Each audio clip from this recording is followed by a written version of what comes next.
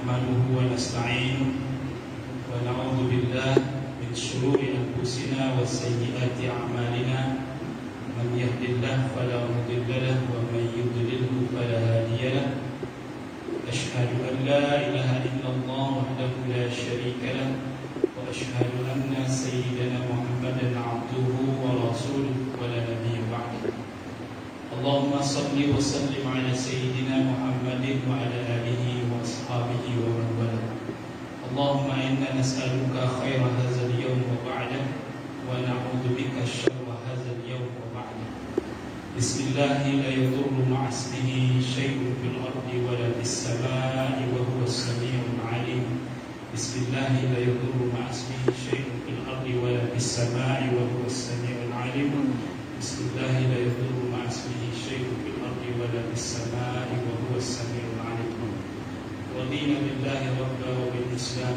دينا وبمحمد نبيا ورسولا لا حول ولا قوة إلا بالله سبحانك لا علم لنا إلا ما علمتنا إنك أنت العليم الحكيم رب اشرح لي صدري ويسر لي أمري واحلل عقدة من لساني يفقهوا قولي أما بعد.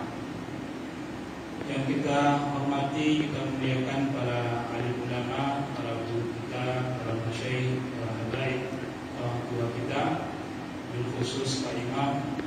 Yang kita hormati Bapak Ketua Masjid, Pak Haji Adi beserta teman-teman yang lain. Bapak Ibu hadirin dan hadirat yang kami tidak sebutkan nama, gelar. Semoga kita termasuk hamba Allah yang Allah muliakan. Alhamdulillah kita bersyukur kepada Allah Subhanahu wa taala di pagi hari ini kita masih diberikan kesempatan untuk menghirup udara, kemudian melanjutkan dengan melaksanakan salat fardu berjamaah, terus ada kegiatan kajian ilmiah, kajian ilmu. Mudah-mudahan rangkaian ibadah yang kita lakukan dari tadi malam, dari kita mulai tidur sampai bangun dan sampai saat ini hendaknya menjadi pemberat amal kita kelaknya di yaumul hisab dan menjadi saksi hari ini berkumpulnya kita bersama karena cinta kepada Allah dan juga benci karena Allah. Insyaallah kita akan dipertemukan Allah di kelak di surganya dan ini adalah saksi kita bahwa dunia ini kita jadikan sebagai tempat untuk kita beramal dan menjadikan motivasi kita untuk juga akhirat kelak. Bapak Ibu hadirin yang dimuliakan Allah, di pagi ini, tapi sebelumnya ingin menyapa Ibu Bapak, bagaimana kabar Bapak Ibu? Sehat selalu? Alhamdulillah. Mudah-mudahan hujan yang turun menjadi berkah dan bagi kita yang ditimpa bencana musibah di mana saja, terutama saudara-saudara kita di Lumajang, Jawa Timur, ataupun di Lombok ada kena banjir, mudah-mudahan sebagai orang beriman itu menjadi penembus dosa dan pengangkat derajatnya. Dan kita yang aman-aman saja tetap waspada karena bagaimanapun kata Allah Subhanahu wa taala dalam surah Al-A'raf, apakah manusia itu merasa aman ayatiyahum ba'suna wa hum na'imun. Apakah manusia merasa aman tiba-tiba datang saja bencana kami, mereka dalam keadaan sedang bermain, sedang tidur, tanpa kita sadari. Maka kita tetap waspada dengan iman kita tetap kuat. Bapak Ibu hadirin yang dimuliakan Allah, di kesempatan ini insyaallah tema kita berkaitan dengan fitnah syahwat, fitnah subhat dan syahwat di akhir zaman. Kalau kita mendengar kata fitnah, itu artinya fitnah itu adalah ujian. Dan ujian itu ada karena adanya keimanan. Jadi tidak akan diuji seseorang itu sebelum dia beriman. Kalau sudah dia beriman, maka dia pasti akan diuji. Makanya Allah katakan di dalam surah Al-Ankabut ayat yang kedua, hasiban nas an yutraku an yaqulu amanna wa hum la yuftanun. Apakah manusia itu mengira dibiarkan saja berkata iman sementara mereka belum diuji? Jadi memang yuftanun, fitnah itu artinya ujian. Di setiap kita beriman, setiap kita kuat dalam keimanan kita pasti ada ujian. Karena Allah tidak akan biarkan kita mengatakan saya ini beriman, kita beriman, tapi kita tidak melalui ujian. Maka aneh. Ibu-ibu, bapak-bapak yang mendapatkan apa saja musibah, untuk orang beriman itu pasti adalah ujian. Dan ujian itu bisa dari orang, bisa dari alam, bisa di sekitar kita. Makanya di dalam surah Al-Baqarah ayat yang ke-191, ujian dari orang itu seperti pengusiran, seperti kezaliman, macam-macam. Makanya Allah katakan al-fitnatu asyaddu minal. Ujian fitnah itu sangatlah besar dibandingkan dengan daripada pembunuhan. Maka selagi kita masih hidup di dunia ini dan kita meyakinkan diri kita saya adalah beriman, kami adalah beriman, pasti kena uji. Nah, Bapak Ibu yang dimuliakan Allah, ternyata ujian itu kita simpulkan setelah kami cari-cari, banyak ujian itu sebenarnya. Namun pokoknya dua saja, yaitu ujian apa?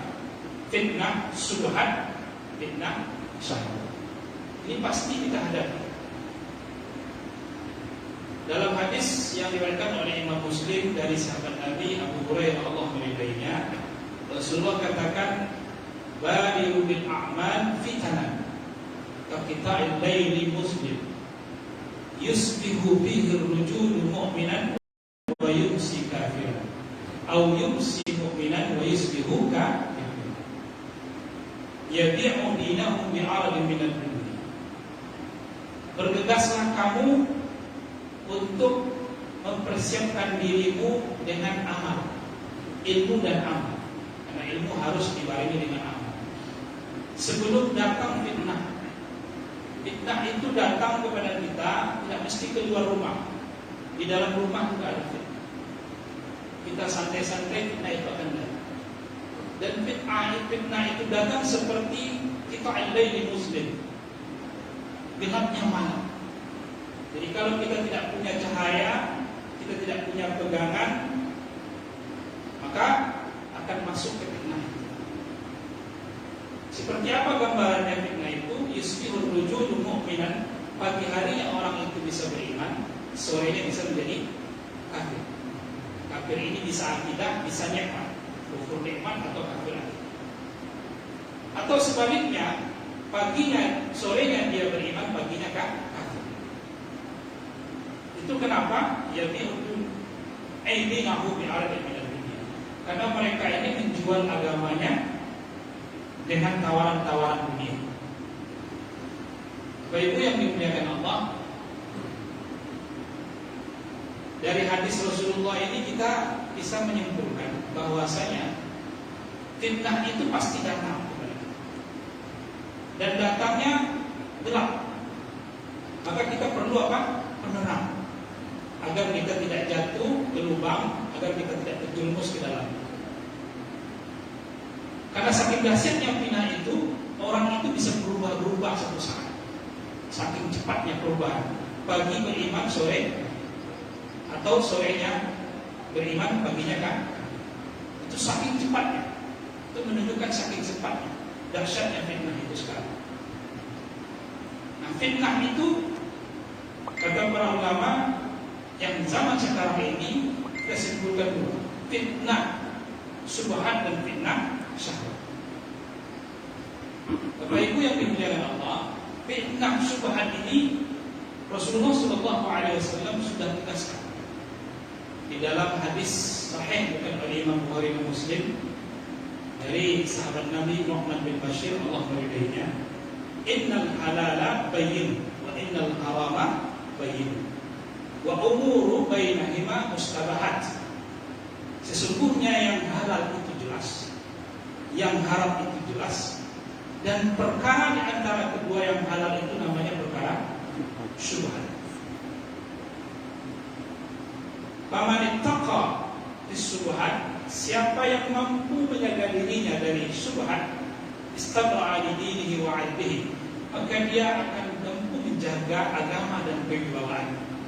Wa man waqa'a fis syubhat waqa'a fil haram. Dan siapa yang jatuh kepada syubhat, maka dia akan bisa terjatuh kepada yang haram.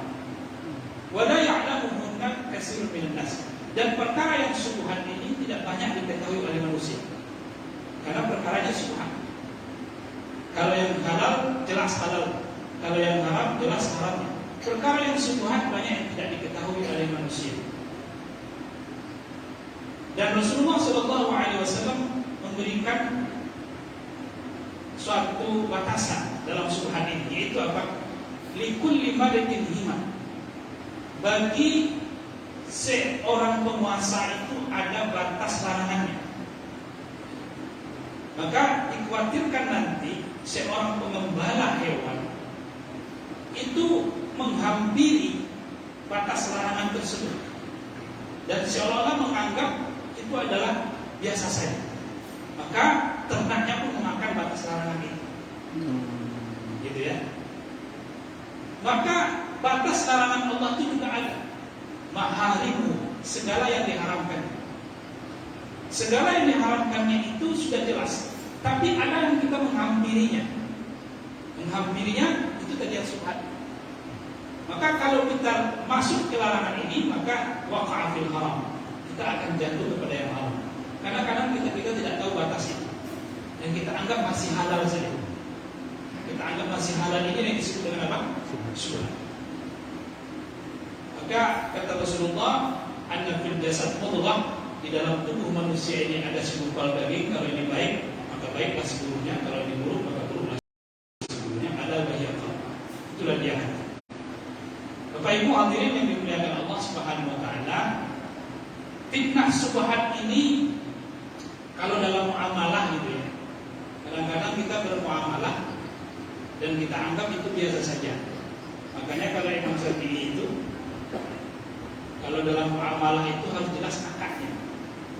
Jadi saya beli, saya terima, itu akadnya jelas. Agar tidak jatuh kepada syubhat. Kadang-kadang kan kita tidak, karena kita tidak pakai akad, sudah dimaklumi saja. Ya. Kita beli goreng, yang biasanya kita tahu harga goreng 1.000 satu. Terus kita makan 4 lahap. Tiba-tiba si penjual, berapa Pak kata kita? Sekarang totalnya 8.000. Goreng berapa satu biasanya? 1.000. Tapi ternyata naik berapa? 2.000. Ya kan? Bapak itu marah sama yang tukang jual. Loh, kemarin 1.000 kok sekarang kok naik kan? Itu sebelum pandemi Pak, sekarang sudah pandemi. Harga pasti berubah-ubah, kata sih. Tapi di menunya masih tertulis goreng 1.000. Itu belum diupdate Pak. Ya, belum diupdate. Jadi siapa yang disalahkan di sini? Apakah kita sebagai pembeli atau sebagai penjual? Kalau itu penjualan sudah salah. Pembelilah harus tanya dulu. Pembeli harusnya, karena harus jelas. Tanya dulu lah. Ya. Jangan langsung main makan saja. Nah, ini bahaya. Jadi dalam muamalah yang seperti ini, mungkin kita anggap ya sudah dimaklumi besar, tidak bisa. Karena harga itu bisa berubah. Bisa berubah. Makanya kita tanya dulu, Pak, berapa goreng satu? Goreng satu 2.000. Oh, ternyata sudah naik, ya sudah naik. Ya, kita mau rindu atau tidak rindu, ya kita harus, kalau ingin ya harus bayar 2.000. Kalau enggak apa ya nggak usah makan, begitu kan? Nah itu saking hati-hatinya Imam Syafi'i dalam menanyakan. Namun karena kita di Indonesia ini intikal ilal mazhab, bisa berubah ke mazhab yang lain gitu kan? Ya bisa aja. Makanya yang jual beli tanpa akad itu kan pakai mazhabnya Imam Abu Hanifah. Ya gitu kan? Karena kita di Indonesia bisa intikal, bisa pindah-pindah mazhab, ya sudah aman saja. Ngambil dulu. Baru nanti dibayar. Sudah aman ya. Aman ya. Yang penting ridho sama ridho ya. Yang penting ridho sama. Apa itu saking hati-hatinya Imam Syafi'i. Saking hati-hatinya Imam Syafi'i. Nah, ini pembeli, penjual ada juga. Terkadang penjual itu juga bisa jatuh kepada syubhat dan malah bisa jatuh kepada yang haram. Seperti penjual nggak ada balik balikan uangnya, disuruh ngambil permen.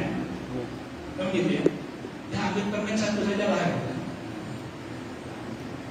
Umpamanya beli harga apa? Harga barang 900 rupiah, duit 1000 gitu kan? Baliknya berapa? 100 rupiah. Kata penjual apa? Permen aja. Balik ambil permen saja. Itu si penjual harus minta ridhonya siapa? Si pembeli dulu. Jangan langsung ambil permen saja, ambil permen langsung. Harus ridho dulu.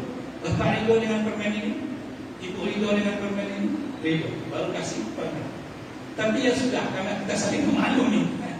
Itu tadi. Kalau dalam mazhab Syafi'i nggak bisa itu. Harus apa? Jelas. Harus ijab kabul. Harus ijab kabul. Dalam mazhab Imam Abu Hanifah, selagi ridho nampak di wajahnya senyum berarti ridho. Jadi kalau dia senyum berarti. Kalau Imam Syafi'i apa? Harus ijab kabul, lapaskan. Terima ya, sah ya, sah. Tapi kalau dalam mazhab Imam Hanifah apa? Ya sudah, kalau sudah nampak wajahnya senang, lalu berperut berarti ridho. Ya kan? Tapi kalau dia tak senang, wajahnya berperut, dia cuek berarti tak senang. Bapak itu subhan. Maka harus dihalalkan, harus diridhokan. Itu dalam muamalah. Terkadang dalam muamalah kita bisa terjebak kepada yang haram. Jangankan subhan, bisa kepada yang haram. Nah kemudian jemaah yang dimuliakan Allah, mungkin fitnah seperti ini bisa dimaklumi. Kenapa? Karena tadi ada pendapat-pendapat dari para ulama bahwanya untuk saat sekarang ini kalau kita berakad semuanya pakai ijab kabul nggak selesai-selesai. Lama ya kan? Lama, sudah pasti lama. Beli ini akad lagi, beli itu akad semua akad, lama selesai. Apalagi ibu-ibu yang pengen cepat, ya? Pasti lama. Di sini beli ini akad lagi, beli sini akad, beli ini akad. Akhirnya sudahlah pakai mazhab Imam Abu Hanifah, ambil barang, ridho, barang jelas, sudah selesai begitu kan? Itu kenapa? Karena mungkin tadi ada kemaslahatan di situ. Namun jemaah yang dimuliakan Allah, fitnah syubhat ini saat sekarang ini adalah pemikiran. Ini yang kita harus khawatirkan. Fitnah syubhat adalah pemikiran. Pada masa Rasulullah SAW itu sudah ada benih-benih syubhat itu yang membantah Rasulullah, seperti ayahnya sahabat Nabi Amr bin As bin Wa'il As-Sahmi. Ketika turun ayat yang melarang Hurimat alaikumul maitat wa dam wa lahmul khinzir, diharamkan kepada kalian bangkai, daging babi, ya. Kemudian As bin Wa'il ini bertanya kepada Rasulullah, ya Muhammad, bangkai itu dilarang, dan Anda tahu tak siapa yang membunuh bangkai itu? Bukankah yang membunuhnya Allah? Iya, kata Nabi. Karena bisa saja yang bangkai itu mati karena Allah yang membunuhnya, itu kita tidak tahu. Nah, bagaimana dengan hewan yang disembelih oleh engkau? Kalau engkau berkorban, wahai Muhammad, boleh engkau sembelih. Siapa yang membunuhnya? Ya saya, kata Nabi Muhammad. Maka bagaimana pula hewan yang dibunuh oleh Allah itu haram, sementara hewan yang engkau bunuh itu halal? Berarti tinggi derajat engkau daripada Allah. Kalau begitu kata As bin Wa'il. Jadi jemaah yang dimuliakan Allah Subhanahu wa taala, benih-benih pemikiran syubhat ini sudah ada pada masa Rasulullah SAW dengan berupaya mengotak-atik pikiran-pikiran kita dan jatuh kepada perkara-perkara yang syubhat dan bahkan mungkin haram. Itu satu. Ada juga benih itu adalah namanya Zulkhuwaisirah. Zulkhuwaisirah ini ada dua. Ada Zulkhuwaisirah At-Tamimi, ada Zulkhuwaisirah Al-Yamani. Kalau Zulkhuwaisirah At-Tamimi ini nama aslinya Khudus bin Jubair As-Sa'di At-Tamimi. Itu hidup pada masa Rasulullah SAW dan sudah menanamkan benih pemikiran yang syubhat. Jadi ketika Rasulullah bersama para sahabat dan termasuk dia, setelah mengikuti perang Hunain, itu Rasulullah membagikan harta rampasan perang. Kemudian orang ini, Zulkhuwaisirah At-Tamimi ini berkata kepada Nabi Muhammad, "Ya Muhammad, i'dil. Wahai Muhammad, berbuat adillah engkau dalam membagi." Maka Rasulullah bilang, "Wa man ya'idu illa lam akun adil." Siapa lagi yang lebih adil daripada saya? Kalau aku tidak adil, fa illam akun adil, fa khitta wa khasirta. Engkau akan rugi sendiri juga. Maka orang ini memprotes Rasulullah, seolah Rasulullah tidak adil, dan bilangnya adil, wahai Muhammad, berbuat adil. Dan Rasulullah jawab dengan santai, siapa yang lebih adil dibandingkan saya? Kalau saya tidak adil, engkau juga yang akan rugi. Itu kata Rasulullah SAW. Jawab Rasulullah santai. Beda dengan Umar bin Khattab yang ingin menempas lehernya. Ya Rasulullah, izinli an adriba unuka. Wahai Rasulullah, izinkan aku untuk menembas lehernya. Begitu kata Umar bin Khattab. Maka Rasulullah mengatakan, da'hu, sudah biarkan dia. Inna lahu ashaban. Dia memiliki sahabat-sahabat. Yahkiru ahadukum salatahu min salatihi wa siyamahu min siyamihi. Dia memiliki kawan-kawan, dan termasuk dia, yang kalau kamu lihat itu sholatnya kamu dibandingkan dengan sholatnya dia, itu lebih hebat sholatnya dia daripada kamu. Puasanya dia lebih hebat dari puasanya kamu. Permasalahannya orang ini apa? Orang ini adalah yang rukuna minad din kama yamruku syahmu minal ramiyah. Orang ini keluar dari agamanya seperti keluarnya anak panah dari busur. Wa yaqra'una al-Qur'an, mereka baca Al-Qur'an, tapi bacaannya itu tak sampai ke tenggorokan dan tidak masuk ke dalam hati. Saya ke tenggorokan saja. Tapi sholatnya hebat, lebih hebat daripada kita. Bacaannya fasih, luar biasa. Maka Rasulullah membiarkan orang ini karena orang ini masih sholat, dan sholatnya itu lebih bagus daripada kalian. Sudah, biarkan saja. Dibiarkan orang seperti ini dulu. Orang ini dibiarkan sampai hidup pada masa Ali bin Abi Thalib dan punya pengikut 1.000 orang. Maka itu disebut dengan Khawarij. Itu disebut dengan Khawarij. Jadi bibit-benih Khawarij itu sudah ada pada masa Rasulullah, dan Rasulullah tidak membunuhnya. Kenapa? Karena dia masih sholat. Dia masih sholat. Nah, itu kan sudah, biarkan saja. Namun puncaknya pada masa Ali bin Abi Thalib, dan itu 1.000 orang, 700 orang berhasil dikembalikan oleh Ibnu Abbas untuk masuk ke Islam yang sebenarnya, dan 300-nya tidak berhasil.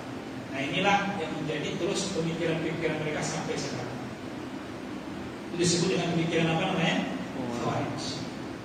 Khawarij itu yang lebih mendahulukan apa? Akal. Ini bahaya. Orang-orang yang mendulukan akal inilah jemaah yang dimuliakan Allah, yang akan menjadi apa? Pelecut kita untuk menjauhkan kita dari akidah. Orang-orang yang mendulukan akal. Pemikiran-pemikiran seperti ini akan terus berkembang sampai akhir zaman. Maka jangan salah, ya, kalau ada orang masih mengungkit-ungkit mengenai jilbab, ya, untuk mengatakan jilbab itu tidak wajib. Kenapa? Karena jilbab itu adalah tradisi. Jilbab itu tidak wajib. Yang wajib itu hatinya dijilbabkan, gitu kan? Jilbab itu tidak wajib. Kenapa? Karena seorang perempuan itu yang dilihat adalah tutur sapanya, kemudian yang dilihat perangainya. Jadi kalau perangainya baik, sementara dia tidak berhijab, gitu ya, dibandingkan dengan perempuan yang berhijab, perangainya jelek, masih ke diskotik, masih ke dansa, masih ngarang idul gitu ya, masih segala macam. Untuk apa berhijab? Begitu. Maka tentu lebih baik orang yang seperti ini dibandingkan dengan orang yang seperti itu. Nah, begitu pandangan itu adalah orang-orang Khawarij sebenarnya, yang merusak pemikirannya, merusak kita. Padahal sebenarnya jemaah yang dimuliakan Allah, perkaranya bukan masalah baik atau tidaknya orang itu, tapi perkaranya menutup auratnya. Di situ kuncinya. Makanya sepakat para ulama itu, aurat perempuan itu selain apa? Wajah dan Kalau ingin lebih tegas lagi, Imam Syafi'i mengatakan aurat perempuan itu kalau dalam sholat selain wajah dan telapak tangan. Tapi kalau di luar sholat, kecuali telapak tangan, wajah termasuk aurat. Belum kan Imam Syafi'i. Maka kita intikal lagi mazhab. Intikal mazhabnya kemana bang? Imam Abu Hanifah. Di luar sholat maupun di dalam sholat adalah selain wajah pun telapak. Makanya kalau perempuan-perempuan pakai cadar itu terlindung sekali. Cuma masalahnya kalau perempuan pakai cadar, tak hati-hati, terhadap laki-laki juga pakai cadar. Masalahnya begitu kan? Makanya kalau di Arab Saudi itu polisi-polisi itu bingung juga. Kenapa? Ternyata laki-laki sama perempuan, gitu kan? Karena saking apanya? Ya kan kita tadi penipuan, gitu kan? Maka ternyata pakaian di Indonesia itu lebih indah, kecuali wajah dan telapak tangan. Masih jelas perempuan laki-laki ke perempuan. Begitu. Alhamdulillah. Kalau di Arab Saudi kan semua pakai cadar. Maka laki-lakinya bisa juga pakai cadar. Kita nggak tahu kan? Ternyata satu mobil itu laki-laki dan perempuan. Tapi untuk mengalami polisi, ini perempuan semua. Itu bisa jadi kan? Nah, itulah enaknya di Indonesia. Indonesia aurat perempuan itu selain wajah dan telapak tangan. Jadi rambutnya, tangan ini termasuk aurat. Jadi yang itu harus ditutupi, kan begitu kan? Perkara nanti dia soleha atau tidak soleha, hatinya baik tidak, itu urusan yang lain. Urusannya dulu dia harus menutup aurat. Nah itu yang harus kita yakini jemaah. Dan itu sudah sepakat para ulama untuk menutup aurat itu. Kalau jadi nanti ada yang mengatakan ini perempuan nggak benar, dia berhijab, jadi yang disalahkan hijabnya. Karena itu harus ditutup aurat. Karena semua anggota tubuh perempuan itu aurat, kecuali apa? Wajah. Sepakat ya? Jadi tidak boleh kita biarkan pemikiran-pemikiran ini, karena akan terus berkembang dan berkembang. Akhirnya apa? Itulah sampai kepada tingkat akal itu dibenarkan. Oh iya, karena dalam agama itu tidak ada pemaksaan. Oh iya, bla bla bla, gitu kan? Jadi hati-hati. Jadi subhat terus akan berkembang. Jadi fitnah kita yang akan kita hadapi, fitnah subhat terus akan berkembang sampai ajal kita atau satu kematian menyebut. Jangan heran, ya. Jadi ada pemikiran-pemikiran yang terus berkembang saat sekarang ini. Ada yang mengatakan Jibril salah wahyu, menyampaikan wahyu. Jibril itu tidak bersih karena makhluk juga, ya. Macam-macam. Ya. Jangan heran, jemaah yang dimuliakan Allah, jika ada yang mengatakan bahwa agama kita masih kurang, masih belum sempurna. Ya, namanya agama nggak ada yang sempurna. Itu yang heran. Maka akan ada terus pemikiran-pemikiran seperti itu. Padahal kita harus meyakini inna dina indallahi Islam. Agama yang benar adalah agama Islam. Dan itu akan terus masuk, merasuki dan meracuni pemikiran ibu bapak. Pasti. Ya, ada yang mengatakan Sayyidah Fatimah itu Nasraniyah, macam-macam. Ya, banyak bapak ibu yang dimuliakan Allah. Maka solusinya untuk menangkis subhat ini adalah ilmu. Apa solusinya adalah ilmu. Dan ilmu itu, orang yang mendalami ilmu agama bukan berpotensi untuk menyimpang, dan itu salah. Itu sangat disalahkan sekali pernyataan yang mengatakan maka jangan terlalu mendetail belajar agama itu, nanti akan bisa menyimpang pada. Nah ini sangat menyesatkan juga pikiran seperti ini. Orang yang dalam belajar ilmu agama akan berakibat kepada radikal. Ini sangat menyimpang juga. Karena orang yang fakir pada agamanya, dia tidak akan menyimpang, malah akan kuat. Dan itu Rasulullah katakan dalam hadis yang saya datang dari Imam Tabrani dan Imam Baihaqi. Kata Rasulullah SAW, ma'ubilallah bi syai'in afdal min fiqhi fiddin. Wa inna faqihan wahidan asyaddu 'ala syaitan min alfi 'abidin. Wa likulli syai'in imanun wa imanun fiddin al-fiqh. Kata Rasulullah SAW, Allah itu disembah tidak lain dengan cara yang terbaik adalah orang yang paham dengan agamanya. Orang yang paham dengan agamanya. Menyembah Allah itu kalau kita paham dengan Allah itu lebih enak daripada kita tidak kenal Allah tapi ibadah-ibadah itu saja. Jadi orang yang paham dengan agama itu lebih mulia sebenarnya. Kenapa? Karena sesungguhnya berat bagi setan itu terhadap orang yang paham dengan agamanya satu orang dibandingkan dengan orang yang beribadah 1000 orang tapi tak paham dengan agama. Dan segala sesuatu itu ada tiangnya. Tiang agama ini kata Rasulullah adalah orang yang paham dengan agama. Jadi semakin paham kita dengan agama, semakin berilmu kita, bukan semakin menyimpang, semakin kuat. Maka ada yang anggapan seperti itu adalah konyol, yang mengatakan kalau orang yang berilmu dengan agama ini akan berpotensi menyimpang.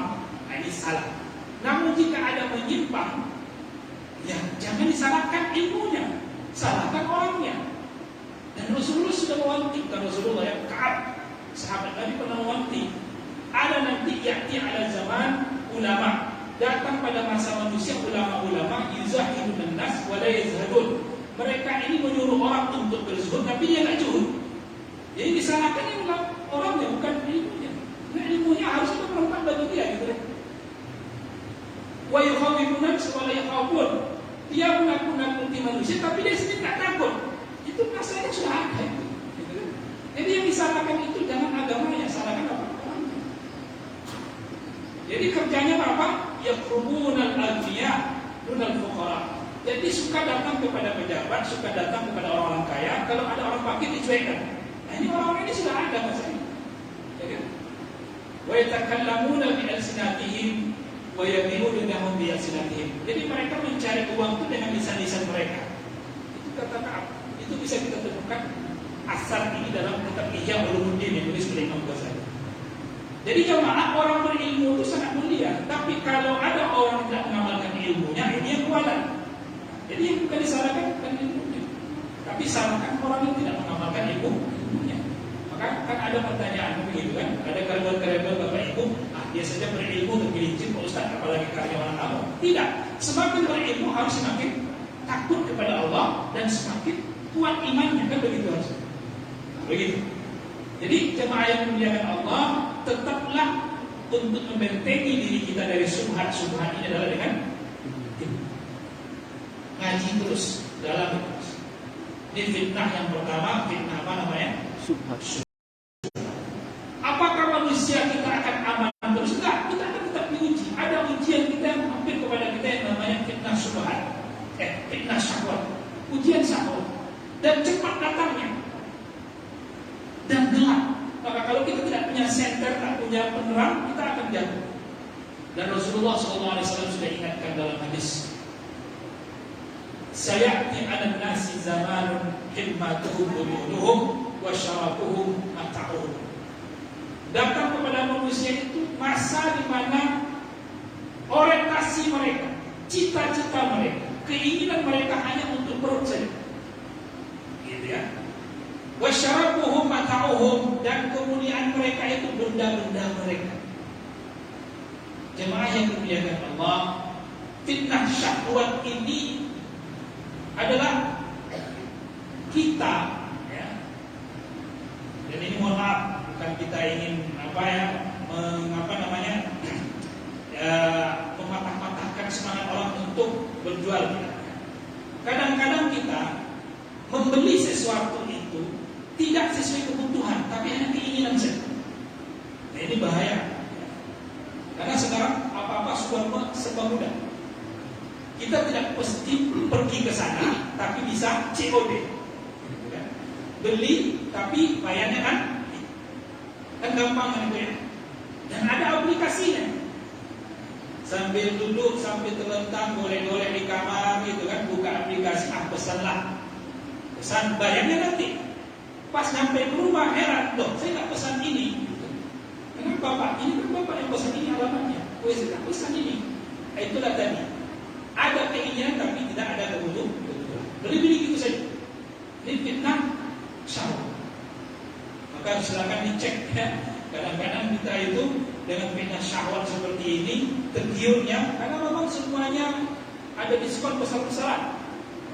Besar-besaran diskonnya 50%, 100%, free ongkir, ada free ongkirnya, gratis ongkos kirim. Tapi kita bukan butuh itu, hanya ingin saja, iseng-iseng saja. Nah, ini fitnah syahwat.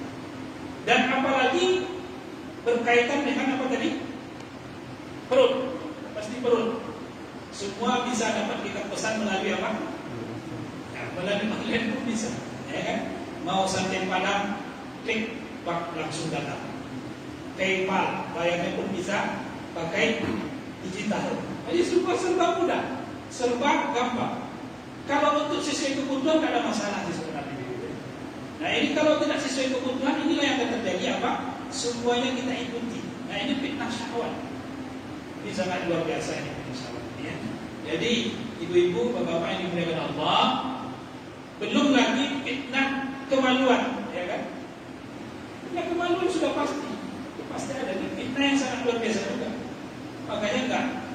Ya kita nggak heran lagi kalau orang kena syahwat ini, kalau dia nggak bisa menangkis dengan sabar, kan fitnah syahwat ini tangkisannya apa? Harus sabar. Ya nggak salah, orang yang kita anggap alim juga benar itu juga. Makanya nggak salah kita ada lihat ada seorang yang menyetubui santrinya, itu menggauli santrinya 12 orang santri itu. Ya, itu dianggap sebagai apa? Tempat itu bukan pesantren tapi boarding school madani, gitu ya. Itu bukan pesantren. Kalau pesantren nggak mungkin seperti itu kan begitu kan? Tapi begitulah. Diusut, katanya simak segala macam. Ya tapi jangan jual atas nama agama kan gitu. Semua orang tertarik karena ada label-label agamanya. Ini fitnah syahwat. Jadi kita memang baik orang kaya orang miskinnya harus sabar dalam hal ini. Sabar kuncinya. Oh saya orang kaya mampu beli, ya harus sabar. Beli sesuai kebutuhan. Kalau enggak infakkan kepada sedekahkan kepada orang miskin. Orang miskin terima uang dari orang kaya harus sabar juga. Jangan beli-beli sesuka saja. Nah, gitu. Ada yang lebih penting, ada yang lebih urgen. Karena apa? Karena kalau kita turuti akan jatuh kepada apa? Himmatuhum butunuhum. Orientasinya perut saja. Belum lagi Bapak Ibu yang dimuliakan Allah, karena medsos sudah terbuka lebar-lebar, ada yang sebelum makan aprak makanannya macam-macam. Ya, sebelum makan dulu selfie dulu macam-macam. Nah, ya, ada lagi yang sibuk mau makan apa hari ini, mau masak apa hari ini. Sementara yang di sebelah jangankan untuk bilang mau makan apa hari, makan apapun bingung, kan gitu. Gak ada mau dimakan. Tapi ibu bapak bingung mau makan apa. Gitu. Maka akhirnya apa? Akhirnya itulah sibuk dengan wisata kuliner. Keliling sana, keliling sini, cari sana, cari situ. Kata Pak Haji Adi, kata kepada Pak Ganjar, Pak Ganjar itu ada restoran mantap sekarang ini. Kejahatan kan. Sementara restoran Pak Stefano masih ada, tidak dibiarkan saja. Ini sendiri yang jauh dikejar, yang dekat tidak dirapati. Maka heboh gitu biasa. Kalau mungkin ya keinginan istri keluarga sesekali ya apa ya. Jangan pula nanti terlalu kaku ya. Kalau kaku nanti ini Ustaz yang bayar aku kaku sekali, kita punya duit, masakan kita ini, ya silakan. Tapi jangan berlebihan, sesuai kebutuhan. Ya, sesuai kebutuhan saja. Kadang-kadang istri ngidamnya ini, saya harus pergi ke martabak itu Pak. Suami kalau enggak ini bawaan makanan ini, ya sudahlah. Karena ngidam itu fitrah ya ikuti saja. Kayak ngidam fitrah ya, kan nggak ada larangan kalau perempuan ngidam, kecuali kalau ngidamnya nopok kepala Pak Wali Kota baru ya. Ada juga ngidam nopoknya kepala Pak Wali Kota ya. Macam-macam kalau ngidamnya masih bisa ditoleransikan ya toleransi. Nah, tapi kalau sudah macam-macam jangan sampai jadi fitnah. Cakap. Paham ya? Jadi fitnah syahwat ini harus kita tangkis dengan apa? Sabar. Belum lagi Bapak Ibu yang dimuliakan Allah, memang karena kita sekarang di akhir zaman, kecanggihan yang ada di HP kita itu tadi syarafuhum mata'uhum. Jadi karena kita itu terhormat dengan adanya kita HP kita itu. Jadi itu potensi kita itu pasti ke sana. Karena kita masih hidup gitu ya.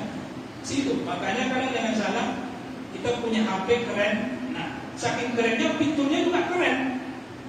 Ada fitur test M gitu ya.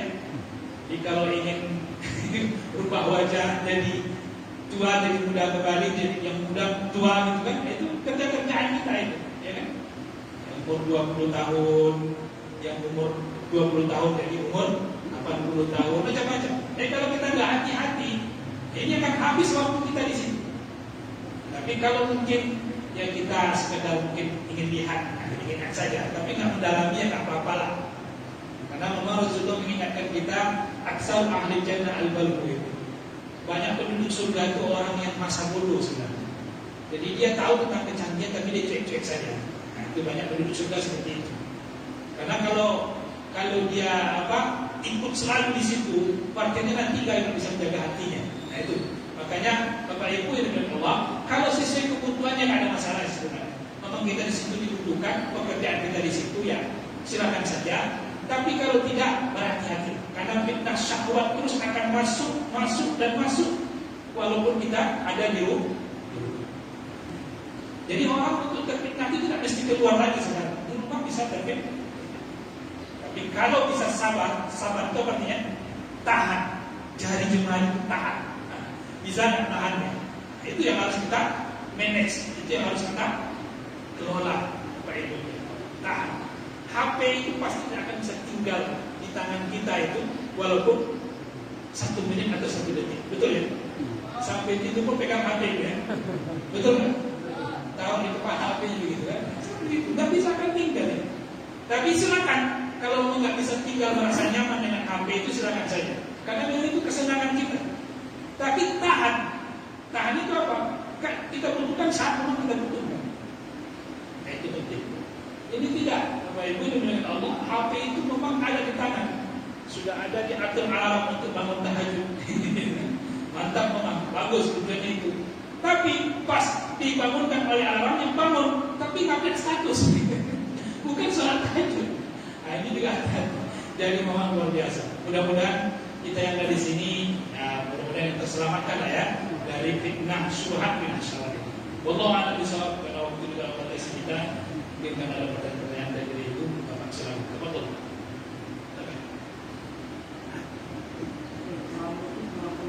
Waalaikumsalam warahmatullahi wabarakatuh.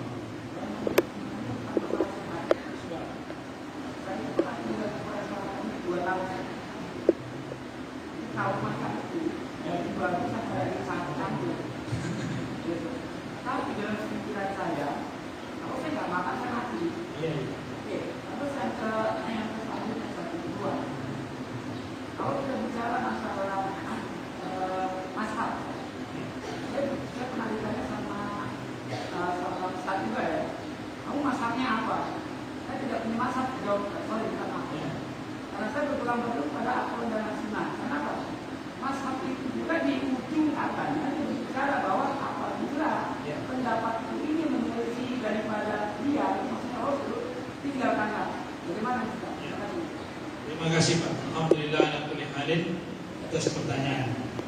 Yang pertama, waktu Bapak di Korea ya, selama 2 tahun. Ini di Korea itu adalah bumi yang bukan mayoritas muslim ya. Jadi memang di Korea itu termasuk sulit untuk mencari makan yang halal. Nah, kalau tidak makan mati. Ini kan bahaya. Kalau tidak makan mati. Nah, pertanyaannya, apa nggak ada selain itu? Telur nggak? Ayam. Ada ayam. Nggak ada ustaz juga yang motong. Karena yang motong orang itu juga ya. Kita pun tidak tahu motong, nggak tahu motong, takut motong. Nah, bagaimana ini? Ya sudah. Kalau itu permasalahannya, karena kita di situ susah untuk berpedoman kepada yang halal. Satu, tidak ada halal label halal di situ. Yang kedua, kita memang tidak mampu untuk menyembelih hewan ayamnya. Ya mudah-mudahan dengan taubat kita, dengan ampunan kepada Allah Subhanahu wa taala selama 2 tahun itu menjadi yang halal. Karena itu tadi. Karena dimanapun sebenarnya bumi yang dipijak oleh orang beriman itu menjadi barokah sekarang, karena masih sujud. Ya, masih ada sujud di situ. Mudah-mudahan karena sujud kita itulah nanti menjadi yang halal. Amin. Janganlah kamu makan berlebihan, janganlah kamu makan berlebih-lebihan. Memang kalau kita kaji secara akhlak, memang itu adalah qaulul ulama. Jadi kalau Imam Ghazali itu pernah mengatakan dalam urusan perut itu kalau ingin melihat orang itu bertakwa 3 saja. Yang pertama adalah waktunya, yang kedua adalah kadarnya, yang ketiga jenisnya. Kalau waktunya itu kita makan sekali dalam sehari atau 3 kali dalam sehari.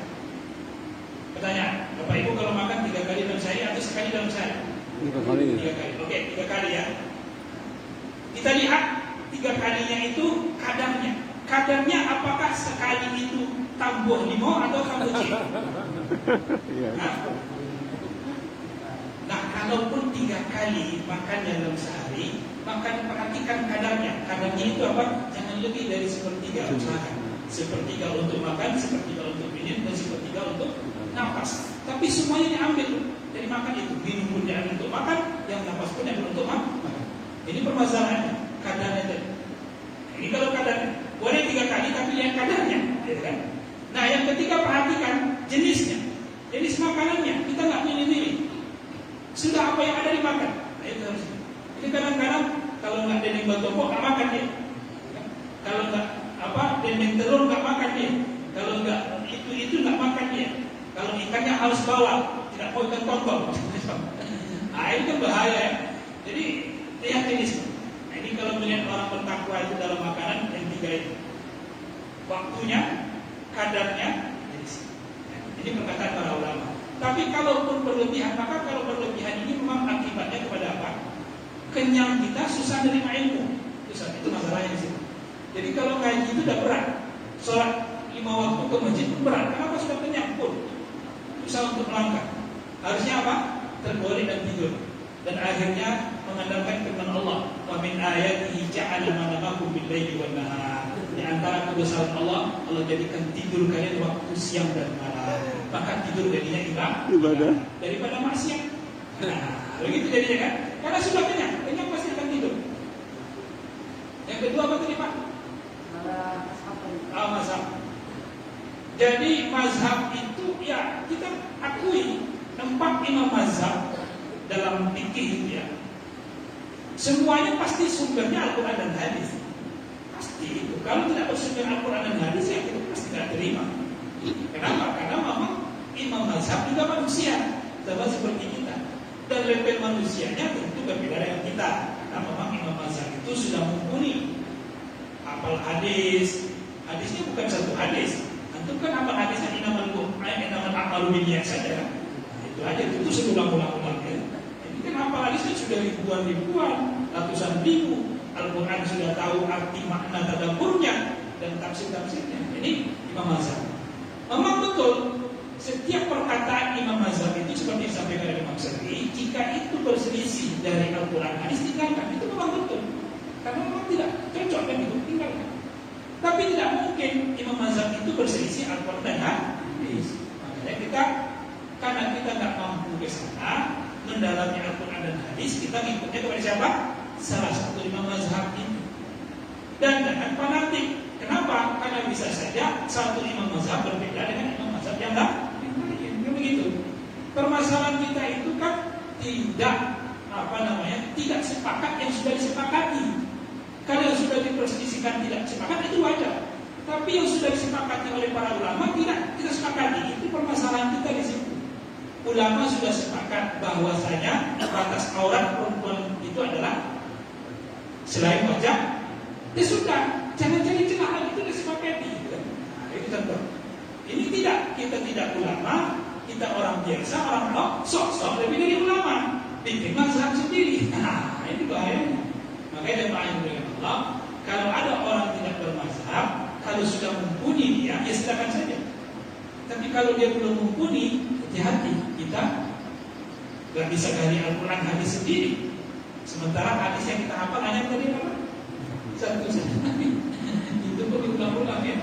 Gak bisa innamal a'malu binniyat. Kalau sudah berkembang hadisnya innamal a'malu bil khawatim, ya kan? Amal tergantung di akhir. Kita masih amal tergantung di awal. Di niat gitu. Maka ini perlu. Jadi kita bermazhab itu sebenarnya perlu. Tapi tadi sekali lagi, kalaupun ada mengatakan bahwa saya tidak bermazhab, berarti dia sudah apa Pak? Ya sudah mumpuni, nanti sudah bisa menggali. Nah, kita menggali hadis Rasulullah itu bukan satu perkataan, karena banyak perkataan para ulama-ulama ya. Ada salah hadis Bukhari Muslim Imam Nawawi, ada salah hadis Bukhari Ibnu Al-Asqalani. Itu harus kita baca salah itu, baru kita bisa buat pendapat sendiri. Kami saya tidak bisa buat pendapat sendiri, harus ikut. Makanya semua yang kami sampaikan ini qaulul ulama dan apalagi qaulullah wa qaulur Rasul sallallahu alaihi wasallam. Firman Allah, sabda Rasulullah dan perkataan ulama. Jadi kalau salah kami aman. Yang disalahkan siapa? Ulama. Nah, itu. Kayak ini semua boleh sampaikan tentang. Yang paling tidak nanti kalau yang lucu-lucunya dari kami lah. Lucu-lucunya dari kami. Wallahu a'lam. Begitu ya. Silakan tanya. Oh, sama. Waalaikumsalam. Kami dari Kementerian Ya. WA ada bahwa atau kebencian ada hal yang terbawa emosi dan itu bagaimana cara menyikapi tadi. Terima kasih Pak. Alhamdulillah. Jadi karena kecanggihan kita bisa melihat segala sesuatu di medsos itu. Bagaimana kita menyikapi? Maka sebenarnya sikap kita terhadap itu semua itu tadi al-bulhu tadi, masa bodoh saja. Cuekan saja sebenarnya. Karena kalau kita layani kecuali memang kita ingin klarifikasi, silakan. Kalau itu salah, ternyata itu fitnah kepada kita, maka kita klarifikasi. Dan ternyata itu tidak benar, dia harus minta maaf. Kalau tidak nanti saya kisos kamu di akhir. Kan itu saja kita harus sikap. Dan tidak usah langsung perang itu tidak usah. Karena kalau perang akan menyelesaikan. Nah, dia akan perang lagi karena dia merasa lebih kuat gitu daripada kita kan. Akan merasa ini lebih baik. Jadi kita hadapi dengan santuy, karena orang santuy ini adalah orang yang ahli surga. Jadi satu itu. Tapi kalau perlu harus dilawan, maka ya tadi kita harus lawan dengan cara pembenaran tadi. Kamu salah yang kamu lakukan. Yang benar seperti ini, saya tidak melakukan itu. Kalau kita debit, ingat al-fitnah itu asyaddu minal qatl. Ucapan kamu itu tajam dari sembelihan pisau gitu kan. Begitu harus sampaikan bukan ya kan? Dan itu ada firman Allah dalam surah Al-Baqarah ayat 191. Gak paham juga baru undang para ulama kita ya. Kiai kita mau yang di sini kan. Tanya Pak Jokowi bisa. Gitu Pak ya. Jadi harus santai saja. Tapi kalau harus berlawan tadi caranya itu ya. Klarifikasi ya. Temu bicara ya.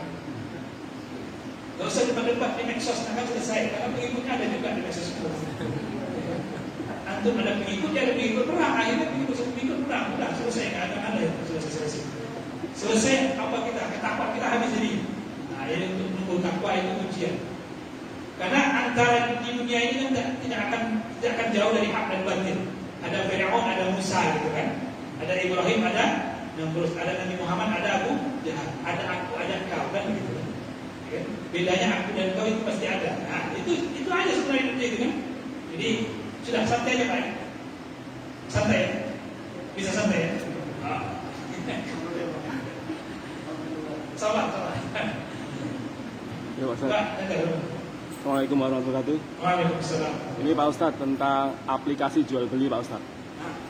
Jadi saya mau mempertanyakan kehalalannya atau istilahnya halal jual belinya ketika kita memposting suatu jualan atau apa yang bukan real pic. Kita berakad hari ini, fotonya diambil tahun yang lalu, dipakai terus misalnya gitu. Nah, dan diakadkan bahwa barangnya seperti ini, padahal si penjual juga belum tahu itu dropship gitu. Dropship dia cuma tahu gambar dari agen utamanya. Nah, gimana kehalalan, tingkat kehalalan itu? Sebagai pembeli kita juga masuk ke dalam halal nggak belinya, terlebih penjualnya yang dia cuma memakai foto terus diulang tanpa real pic. Hari itu juga dia jualan, ya hari itu dia foto. Dia posting. Ya. Yang kedua ini Pak Ustadz, yang tadi masalah handphone. Ketika ada orang berbicara gitu, waduh handphone saya ketinggalan nih, waduh saya nggak bisa apa-apa. Itu udah masuk ke syirik atau bukan Pak Ustadz? Karena sekarang kayak Pak Ustadz tadi bilang tidur handphone, ini handphone. Ya.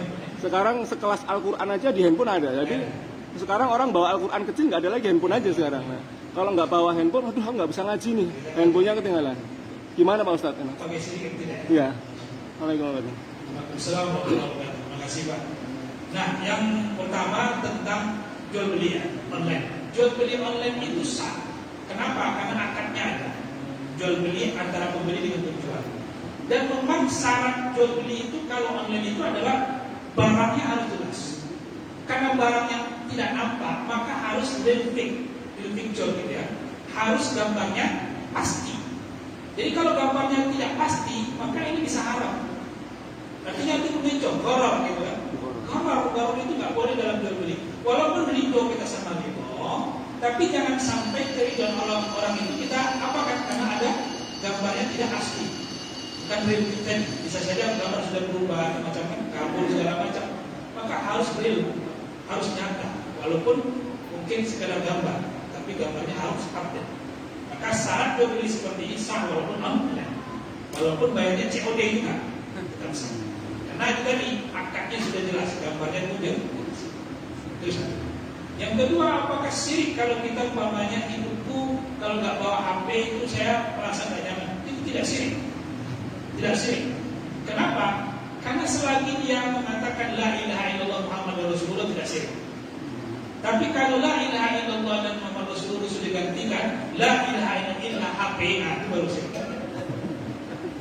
Kenapa? Sibghatullah wa man ahsanu minallah sibghah. Karena kalau Allah sudah celup dalam hati kita iman itu la ilaha illallah Muhammadur Rasulullah, jadi nggak harus sebenarnya HP itu hanya adab saja, kebiasaan kita. Sama seperti antum bawa ATM, nyaman nggak kalau nggak ada ATM? Kan nggak nyaman kan? Ada isinya. Nggak ada isinya nggak nyaman ya? Sudah pasti nggak nyaman lagi kalau nggak ada isinya. Ada isinya kalau nggak bawa pun nggak nyaman kan gitu.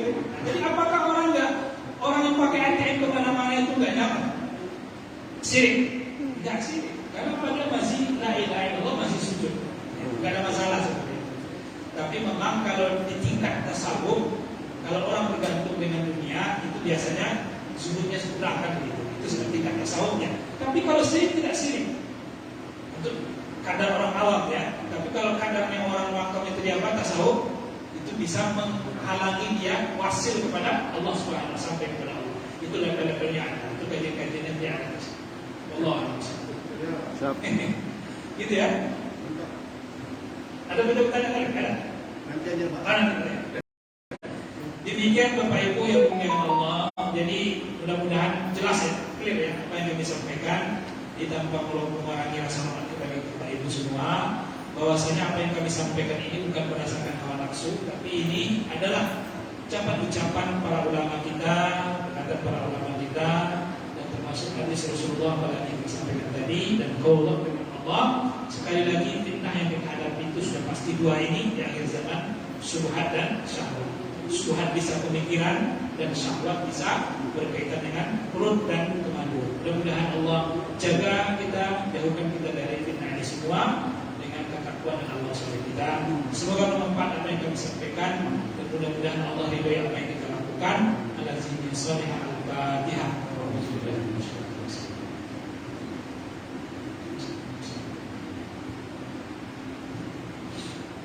Bismillahirrahmanirrahim. Alhamdulillahirabbil alamin. Wassalatu wassalamu ala asyrafil anbiya'i wal mursalin wa ala alihi wa sahbihi ajma'in.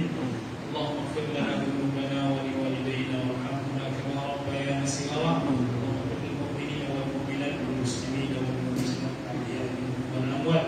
Allahumma ij'al majlisana hadha majlisan marhuman waj'al tafarruqana ba'dahu tafarruqan mabrukan. Allahumma zidna 'ilman nafi'an. Allahumma zidna 'ilman nafi'an. اللهم اعطنا فهما جيدا في دينك يا رب العالمين. ربنا آتنا في الدنيا حسنة وفي الآخرة حسنة وقنا عذاب النار. صلى الله على سيدنا محمد وعلى آله وصحبه وبارك وسلم. سبحان ربك رب العزة عما يصفون والسلام على المرسلين والحمد لله رب العالمين. وآخر دعوانا سبحانك وبحمدك أشهد أن لا إله إلا أنت أستغفرك وأتوب إليك. Wassalamualaikum warahmatullahi wabarakatuh.